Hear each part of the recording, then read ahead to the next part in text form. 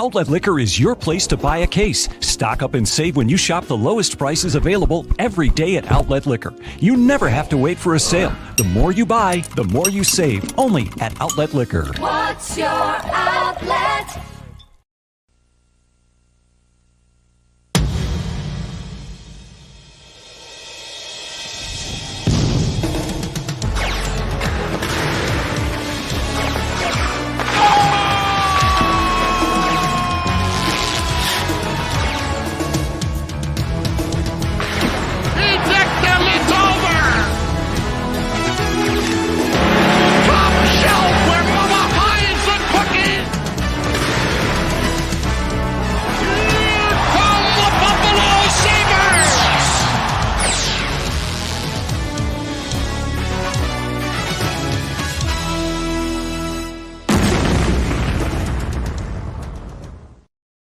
Folks, TGIF, and welcome back to the Crossing Swords pregame show. It's Sabres at Panthers, and we got all kinds of action going on across the sports world. We got MLB opening days. We got the Masters. But today, the Sabres are looking to prove they're the masters of their domain as they head down the stretch of this 2021-2022 season. And speaking of masters of their own domain, let's get our crew in here. Of course, we got Gatesy35.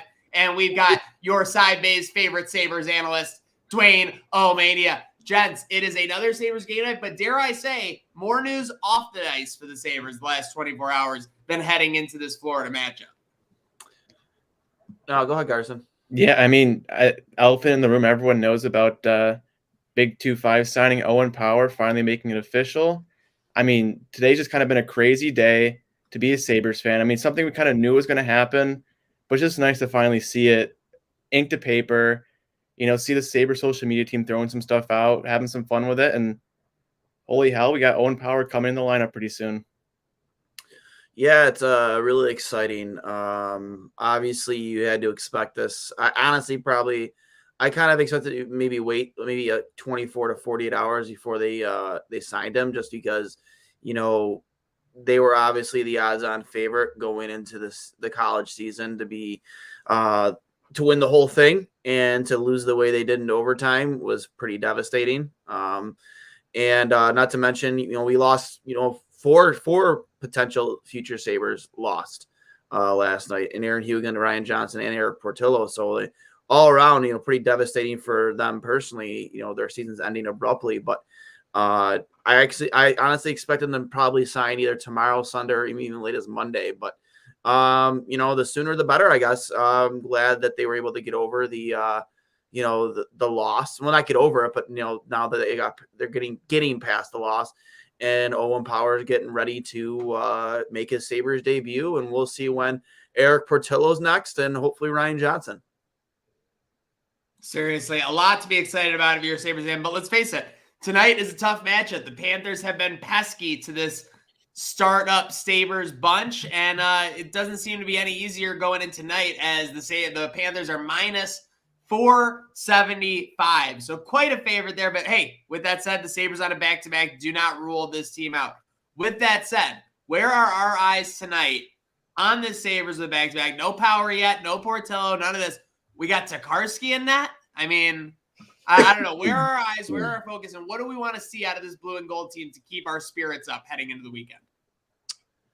I would say, don't falter from the way you've been playing. Obviously, to have any expectation to keep up with teams like the Panthers or, the Tampa Bay Lightning, it's a big ask. And obviously there's a huge disparity in talent, but just keep to the system that Don Granato's put in front of you. Be disciplined.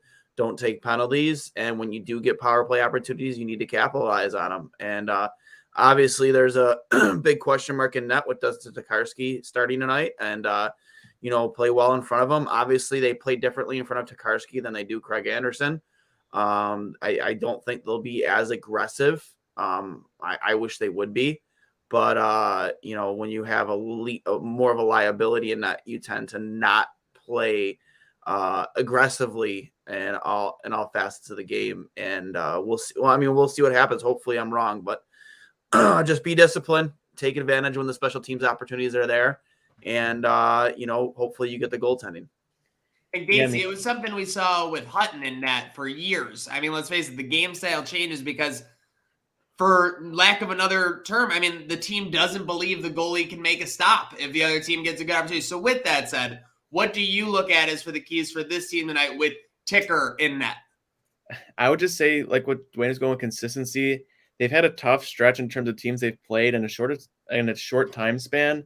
We got a back-to-back against Carolina and Florida, which could possibly two best teams in the East. And I mean, they fought hard last night. I mean, just the better team just outplayed in the third period, but they stuck with them. And tonight, Tokarski and net, a back-to-back. I just like to see this team compete for 60, even if they don't get a point out of tonight's game. Just continue with the systems. Like, there's 10 games left. Might as well just work at it still. And obviously, Stone Cold Steve Austin made a big impact this past weekend at WrestleMania.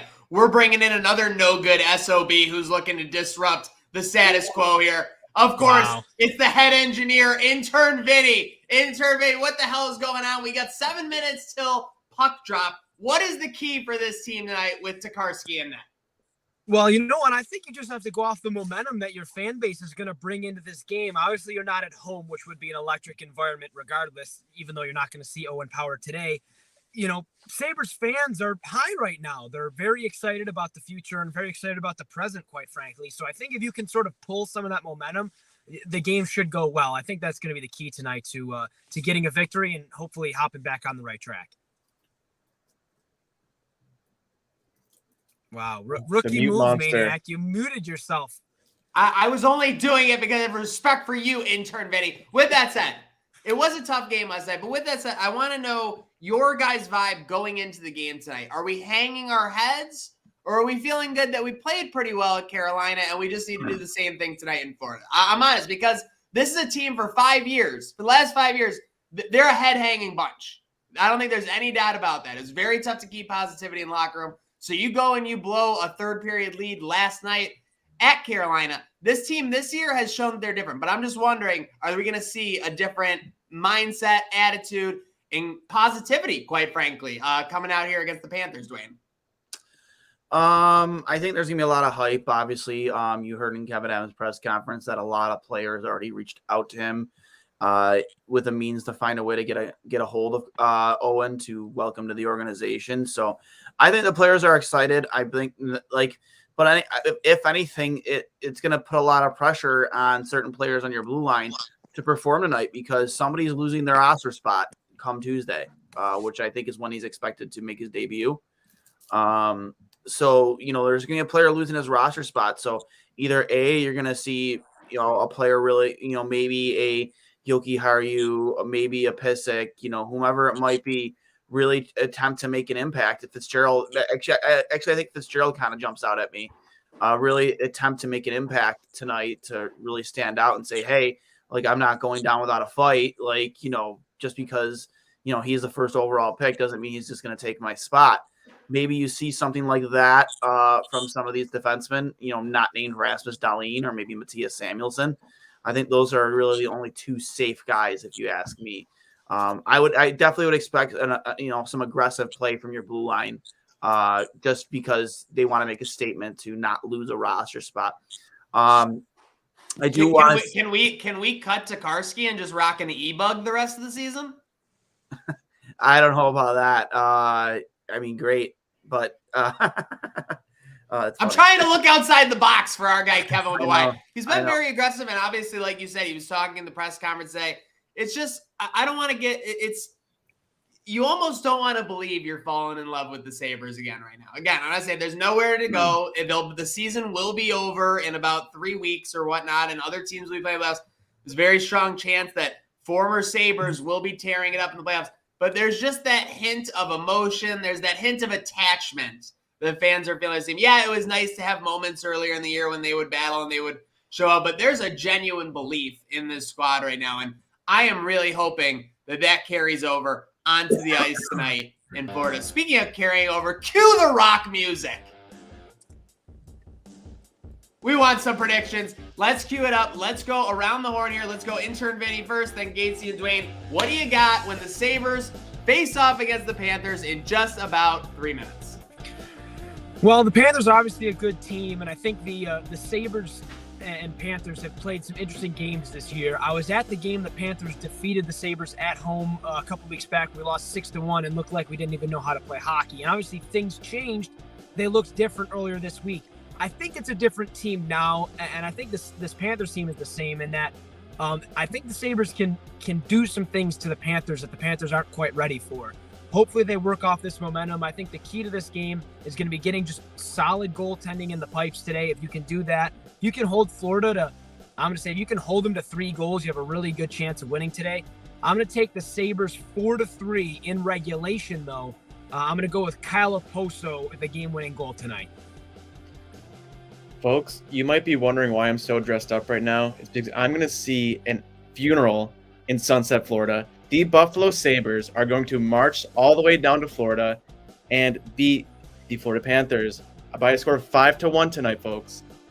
Kyle Oposo, 2 goals, Jeff Skinner 1, Peyton Krebs 1, and Alex Tuck 1. And this team is going to go on a run here at the end of the year.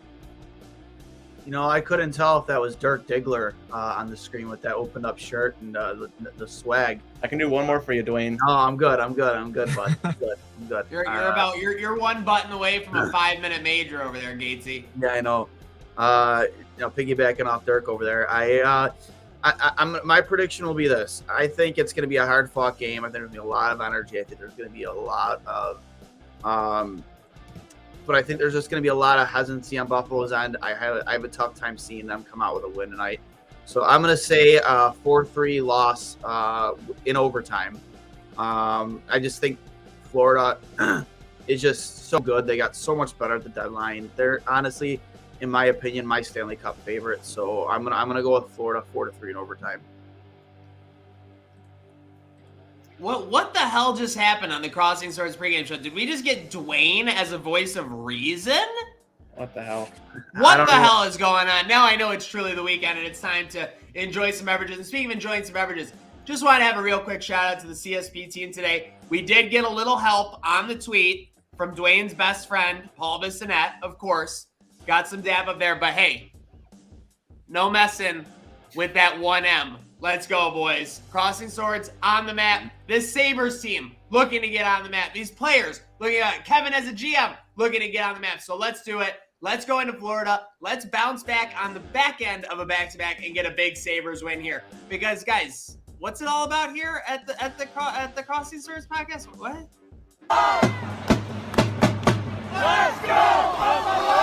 Let's go, Buffalo.